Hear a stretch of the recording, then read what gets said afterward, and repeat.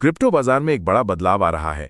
2025 में डेक्स spot trading volume CEX के मुकाबले 21% तक पहुंच गया है, जो 2021 के 6% से 3 गुना अधिक है।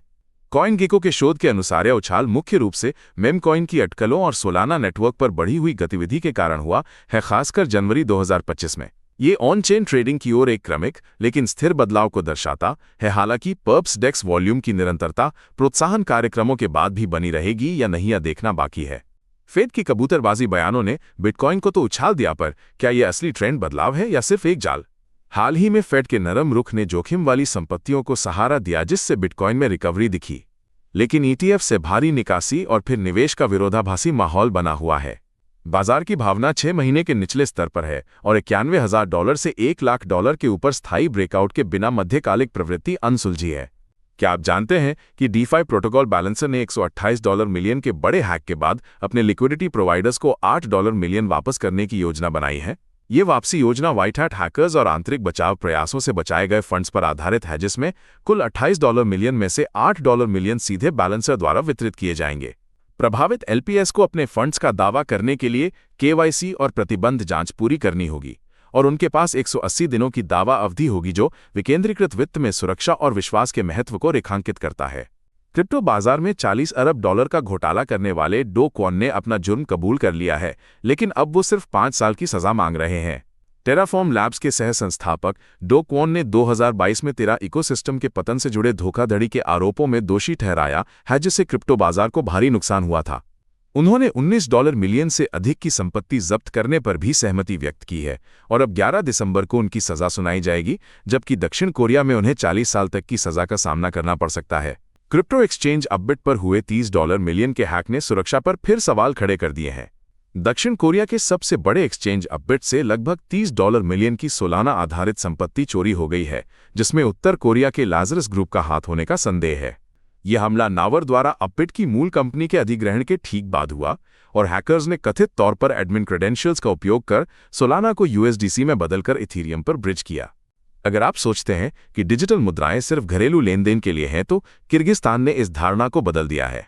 उन्होंने USDKG नामक एक gold back stable coin launch किया है, जो ट्रॉन ब्लॉकचेन पर चलता है और $50 मिलियन के शुरुआती इशू के साथ USD से 1:1 पेग्ड है। ये सेंट्रल बैंक डिजिटल करेंसी नहीं है, बल्कि एक राज्य पर्यवेक्षित संपत्ति समर्थित स्टेबल कॉइन है, जिसका उद्देश्य वित्तीय समावेशन और अंतर्राष्ट्रीय भुगतान दक्षता बढ़ाना है। इसे एक डिजिटल चेकबुक की तरह समझें, जो सिर्फ सीमाओं के पार काम करती है। क्या आप जानते हैं कि एक दक्षिण अमेरिकी देश ने अपनी अर्थव्यवस्था को बचाने के लिए एक बड़ा डिजिटल कदम उठाया है? बोलीविया, जो 22% से अधिक मुद्रास्फीति और डॉलर की कमी से जूझ रहा है, अब बैंकों को स्थिर सिक्कों के साथ क्रिप्टो जमा खाते, क्रेडिट कार्ड और ऋण सेवाएं प्रदान करने की अनुमति देगा। ये नीतिगत बदलाव डिजिटल संपत्तियों को औपचारिक वित्तीय प्रणाली में एकीकृत करता है, जिससे भुगतान, बचत और ऋण के लिए उनका उपयोग संभव हो सकेगा, जो वैश्विक वित्तीय आधुनिकीकरण का एक स्पष्ट संकेत है। हालिया बाजार सुधार के दौरान BINANCE के स्टेबल कॉइन रिजर्व ने $51.10 बिलियन का ऐतिहासिक उच्च स्तर छू लिया है। यह आंकड़ा बाजार में स्टेबल कॉइन के बढ़ते उपयोग और तरलता में वृद्धि को दर्शाता है, जो ट्रेडर को संभावित अस्थिरता से निपटने में मदद करता है। क्रिप्टो क्वांट के अनुसार यह दर्शाता है कि ट्रेडर खरीदारी के अवसरों की तैयारी कर रहे हैं। बाइनेंस पर BTC और ETH का प्रवाह $15 बिलियन तक पहुंच गया, जो इसकी बाजार में प्रमुखता को उजागर करता है। क्या दुनिया की सबसे बड़ी आधा स्टार्टअप ए की मात्रा ब ल क पे ओ की मात्रा छोटी ई न USDT खतरे में है? S&P ग्लोबल रेटिंग्स ने इससे कमजोर रेटिंग दी है, जो बाजार में चिंता बढ़ा रही है। रेटिंग एजेंसी ने बिटकॉइन जैसे अस्थिर एसेट्स में बढ़ती हिस्सेदारी और पारदर्शिता की कमी को मुख्य कारण बताया है, खासकर जब बिटकॉइन का 5.6% हिस्सा 3.9% के सुरक्षा बफर से अधिक हो, जैसे एक सार्वजनिक बहीखाते में कुछ पन्ने गायब हों।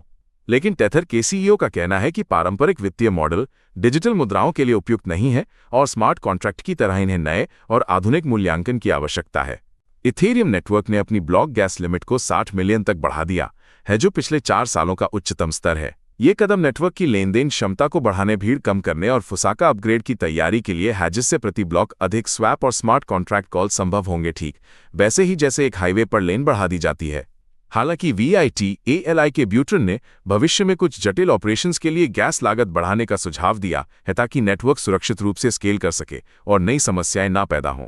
क्या ग्रेस्केल का जेड कैश ETF आवेदन एक GBTC 2.0 स्थिति पैदा कर रहा है, जहां ZEC या तो आसमान छुएगा या धराशायी हो जाएगा?